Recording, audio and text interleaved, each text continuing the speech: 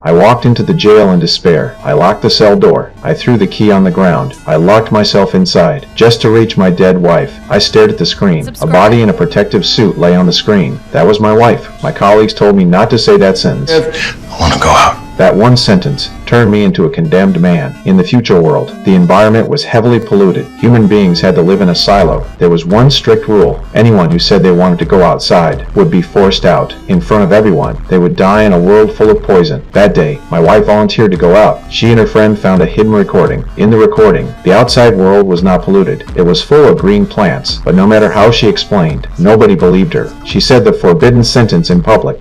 I want to go out!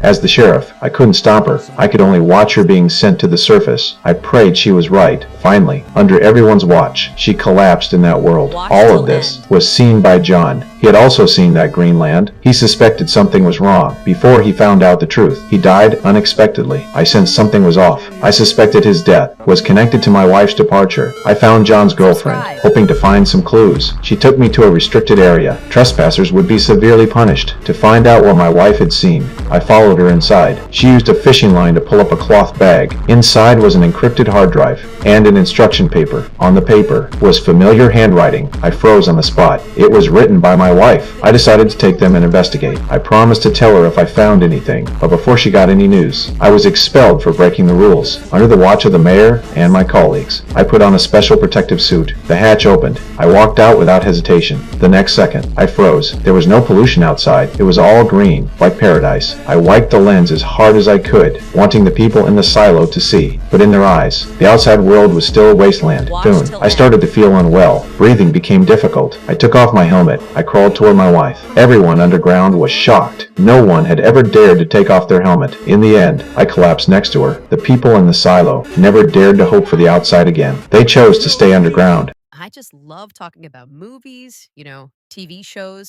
And please like and subscribe to my channel, Asri Films.